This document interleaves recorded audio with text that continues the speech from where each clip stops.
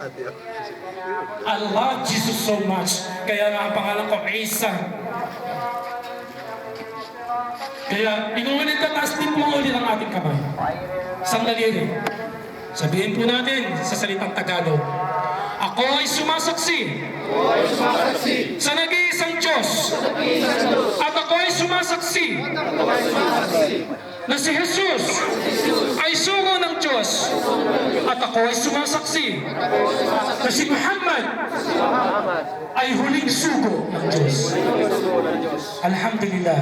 Now, ibibigay ko po kay Sheikh. Dahil hindi po nila naintindihan yon, sabihin niyo po sa salitang Arabic yung sinabi ko.